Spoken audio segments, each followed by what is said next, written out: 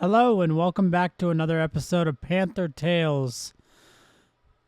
We have a game tonight, so I'm going to make this one a quick one. But I do have a lot of games to review, so let's go ahead and get into it. First things first, I want to tell somebody's story on how they became a Panthers fan. I'm over here now finding people and just asking them their story because, I'm not getting the submissions that I want, but I will find you and just give me a little something and let me know. So this week I got Connor's Cool Edits from TikTok.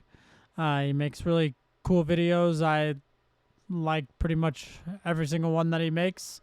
Check him out, especially if you're a Panther fan, and I'm sure you would appreciate it as well. But Connor is from Charlotte, North Carolina, so he was born into being a Panthers fan from his family, and his favorite moment being a Panthers fan would be the 2015 game against the Dallas Cowboys.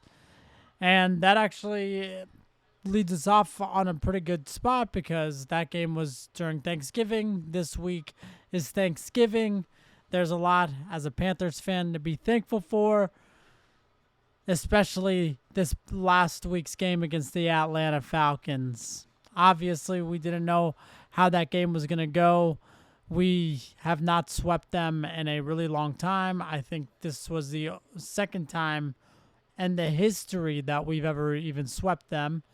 So every year it's pretty much a split between us and the Falcons. So being able to pick up this sweep was really, really good for our team. But as I was saying, it was uncertain going into the game just because we lost to the Saints last week. We split every year pretty much with the Falcons. So the feeling wasn't so good, except the only thing that I was thinking about the entire time was how is Bryce going to play? Because this, like last year against Atlanta, was really his breakout game to where everybody was like, okay, Bryce isn't a bad quarterback. He's good. But then you had the whole offseason. So you had that game where he looked so good, and then we had to wait the whole offseason to see him again. So let's talk about Bryce's performance. Awesome performance. Started off a little bit slow, but really turned it on in the second half. He threw for a franchise record in passing yards. He broke Cam Newton's record. So we have a new number one single game passing leader, which is nobody would have thought, especially like how he's been playing. Not that he's been playing bad, but just looking at the stats, all his stats are like passing yards are in the hundreds. But I think game plan wise, the coaches knew, seeing how the Saints game planned against us and seeing how that like really worked and stopped our whole offense. They're like, okay, we got to let Bryce cook. Like, we got to take the training wheels off. The running game has been doing like really well, and we would have loved to keep going with it. But yeah, let's take the training wheels off. Let's see what Bryce has. And thank God they finally did. And against the number one passing defense in the league, or statistically, that's what they were saying, to be able to pull off that performance, throw for 3 touchdown passes, and now we get to see him this week rather than waiting a whole offseason. So really, really wanting to see if he could build off that performance. But also, like, really cool things happened in the game to where Jalen Coker had his shine, Teteroa McMillan had his shine, Xavier Leggett had his shine. And it was funny. There was a part in the video where I was just like, man, I don't know where Xavier Leggett fits into the system. And then, like, as I was saying that, Bryce throws a touchdown pass to him 30 yards. And I just, now I have to say Xavier's the best. So I'm really, really looking forward to seeing continued growth starting tonight. Obviously, we have a huge game against the San Francisco 49ers going up against our old workhorse, our old pretty much whole team, Christian McCaffrey, it'll be good to see him again, but obviously not looking forward to seeing what he will do against us. I'm hoping it's not a Steve Smith type revenge game. Once again, like, we sent him to a Super Bowl contending team. How mad can he be? But before we get into that, let's go ahead and talk about the games from these past 2 weeks. I'm going to talk about the games from the week that we were playing the Falcons, and then I'm going to talk about the games that played yesterday. Once again, this is our only primetime game. It's a Monday night game. So all the games have happened, so I could go ahead and recap both. And then for the podcast this week, I'm really just going to be recapping the 49ers versus Panthers game, and I'll be previewing the Panthers versus the Rams game, where I will be going with George and Daniel. So really looking forward to that. But let's begin. Patriots versus Jets. I had the Patriots winning. They won 27-14. Commanders versus Dolphins. I had the Dolphins winning, and they won 16-13. Commanders now looking more and more likely to get a top 5 pick. So it's honestly good sometimes to have those kind of seasons. For like the Commanders and for teams like the Bengals, like, yeah, you guys have playoff aspirations every year, but when you have injuries to your star players, your quarterbacks, it's okay sometimes to have these type of seasons just to get a good draft pick and kind of reset the next year. But Bucks versus Bills. The Bills won 44-32. That was definitely needed in order to help our chances of winning the division. Texans versus Titans. I had the Texans winning, and they did win 16-13. That was actually a lot closer than I would have expected.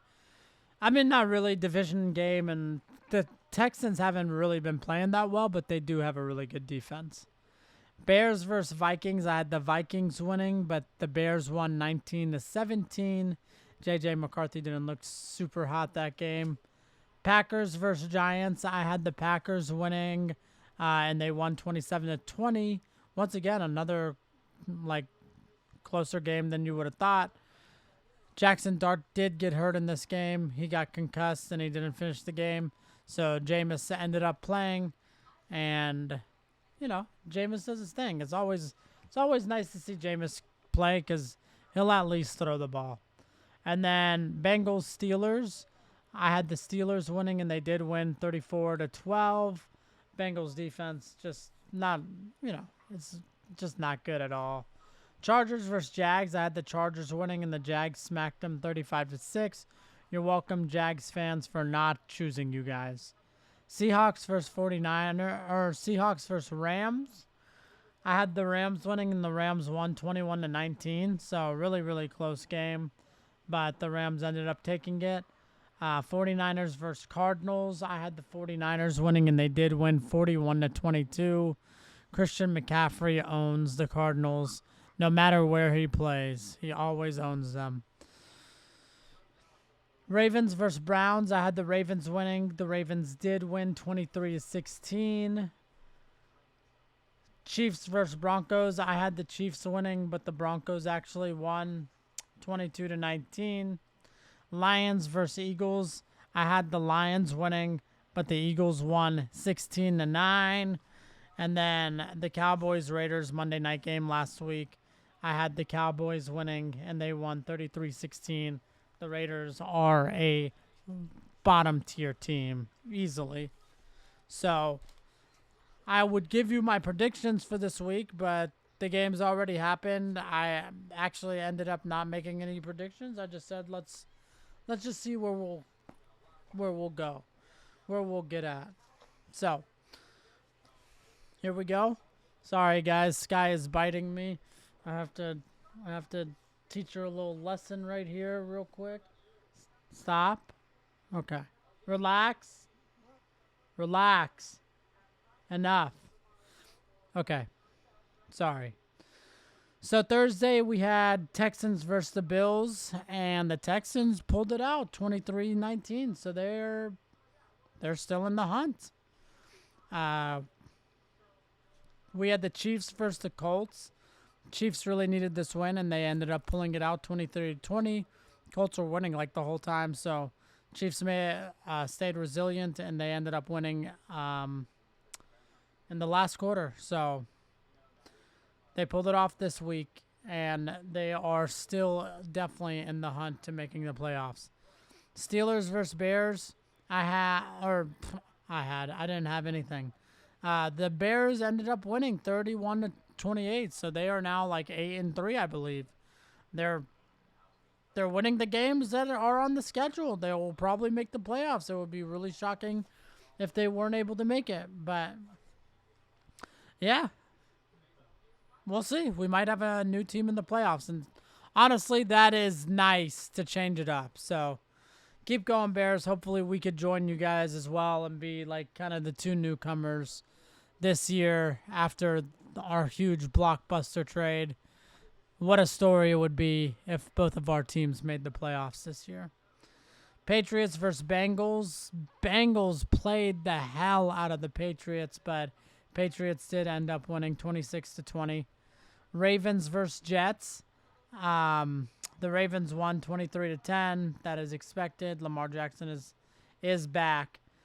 He was back last week, but he was questionable coming into this week, but he played too. Seahawks versus Titans. The Seahawks won 30-24. Titans, man, they're playing well against some good teams down the stretch here. So really, they just need to build on for momentum for next year. Really don't need to win any more games. Honestly, it would be best if they got the first pick, because then they could potentially trade that pick away, trade it back, and get more picks, and kind of stack on your team. Because if I was the Titans, Cam Ward is my guy, and we just build around him. Vikings versus Packers. The Packers won 23-6. Emmanuel Wilson went off, so now he'll probably get more carries, even when Josh Jacobs returns. But it was bound to happen eventually. Lions versus Giants. The Lions won 34-27, but Jameis Winston did play his ass off. This was an overtime game. The Colts and Chiefs game was an overtime game too. Let's see. Yeah, there was one more overtime game, and it's this next one, the Jags versus the Cardinals. The Jaguars won 27-24. So you're welcome, Jaguars, for not making any selections for this week. Anytime I either don't pick you guys or I guess don't make a selection, the chances of you guys winning increases. And I like it when you guys win, because I can continue to say that we lost to a good Jags team on week 1. Like, we lost to a playoff team. So all of our losses have been quality losses except the Cardinals and the Saints. All right. Browns versus Raiders. Shedeur Sanders' first start ended a streak of 17 quarterbacks' first starts. They all lost, but Shedeur gets the win, baby. They win 24-10. Once again, guys, the Raiders are bad. They're a bad football team. And they should probably go a little younger with a coach. I love Pete Carroll, but damn, man. Coaches need to have a cutoff age limit, honestly. But hey, I'm not running a franchise. Like, if that's who these franchises want to hire, that's who they hire. Falcons versus Saints. You had the rivalry game of the week. Falcons won 24-10. That game was boring. Nothing really happened. Eagles versus Cowboys. That was a hell of a game. Cowboys came way back from the Eagles. It might have been like 21-0, 21-3, 21-7, something like that. And they came back and won 24-21, so that was sweet. And then the Sunday night game yesterday, once again, these past 3 weeks were the Bucs' hardest weeks of their schedule of the year. and they lost all three of them. So the fact that they lost all three of them was really, really good. We play the Rams next week. The Rams are looking very, very scary, but yeah, the Rams beat the Buccaneers 34-7. But luckily for us, it is at home. Not saying that gives us a better not saying we will win, but it does give us a better chance. Because, the Rams don't fucking have fans. They don't even have fans in LA. Maybe they do, like either them or the Chargers, or neither of them. LA is just a trash, place to have fans for football. So I don't know why they wanted a football team so bad in LA and now they have two. That really doesn't make sense. So send one of those teams either back to their original place, either St. Louis or San Diego, because both those places are cool places to have a football team. But hey, guys, that's not what we're here for. But yeah, it was a great week of football. And now we are down to our final game. Carolina Panthers, your Carolina Panthers versus their San Francisco 49ers. Their San Francisco Christian McCaffreys. Because they are using him exactly how we were. He is a little bit older, but he's still just as lethal. Christian McCaffrey's playing amazing. He has the most total yards out of any player in the NFL right now with 1,400. That's rushing and receiving. He's got about 700 yards in both categories, which is just unheard of, man. It doesn't make any sense. He's got 70 receptions. That's 20 more than Tedero and McMillan on our team, who gets 10 targets a game. So put it into perspective. Yeah, I'm sure a lot of those are check down short passes, which are easy catches, but regardless, just when you could be that much of an offense, it's impressive. So Christian McCaffrey is a Hall of Fame player. It'll be awesome when he makes it there, but I'm just really hoping he doesn't shred us, really. He's going to have a good game. You know that, especially with all of our linebackers out. So I'm really just hoping Derek Brown could wreck everything in his way today and really make that huge impact that we need him to. And, yeah, I mean, that's really going to be the game. Can we shut down Christian? Honestly, I would rather us just, stack the box and just let them, if they throw it and they throw it to Juwan Jennings and Ricky Pearsall and George Kittle, and that's how they win, that's fine. Just don't let Christian McCaffrey own us. That'll hurt too much. But this is the one game Christian probably had circled on the schedule. But as I was saying earlier, it doesn't make sense. I don't think he has any beef with us. I don't think he's coming into this mad. But all these players will be like, yeah, they didn't want me. They traded me. So I'm sure he'll come with a chip on his shoulder. I really just hope we could stop him. We probably won't. I pretty much feel like this is not a good thing, but I pretty much have the same feeling toward to this game that I had going into the New England game, where I'm just kind of why do people have this team beating us?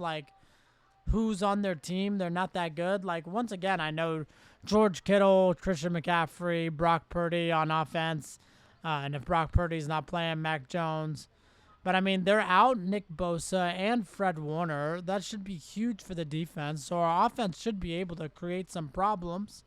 And if we could get a couple of stops on defense to where it's, we could force them to punt or create some turnovers, I don't see why we can't at least compete. But that's what I mean when I say I have the same feeling. I just when we were going into the New England game, they were 1-2 or 1-3. We had the same record, and everyone was picking them oh yeah, they're gonna crush us. And in my head, I was just who do they even have? And then we got crushed. So I'm not saying that in hopes to get crushed, but I mean here, let's be honest. Really, the main thing is, how are we going to look in primetime? Bryce has played in one primetime game his whole career, and that was his rookie year against the Saints, like week 3. We did not have a primetime game last year because we were so bad that they were like, we're not going to put this team on TV.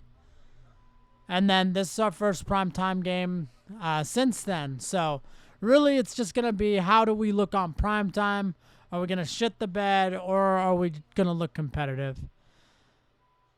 And I hope we look competitive. And I think we can. And our defense just needs to step up, man. Derek Brown is the key player of the game. And if we could get a little bit of pass rush, that would be amazing too.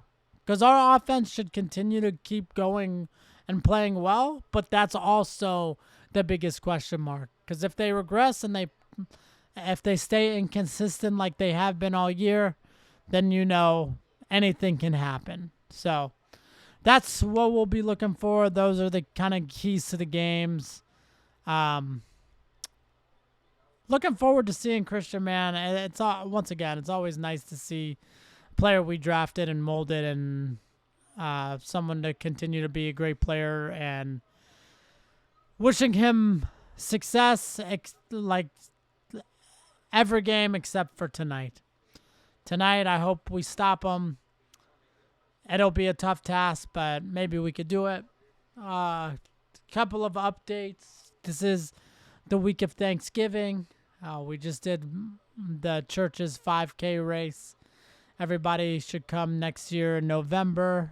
The more this channel grows, it would be amazing if you guys could go to the St. Nectarios 5K race, where we raise money for the homeless women and children, I believe, in North Carolina. So it goes to a great cause. And there's Black Friday deals on Xbox, so I bought Mortal Kombat 1, and the story has been pretty sweet so far. So that's kind of what I've been up to these days. And besides that, just working and watching the Hornets. Hornets are looking like they're not looking good because their record is shit, but Con Knipple looks so good. The kid from Duke, all of our, this is our best rookie class in the history of the Hornets. The fact that everybody who we drafted plays is huge.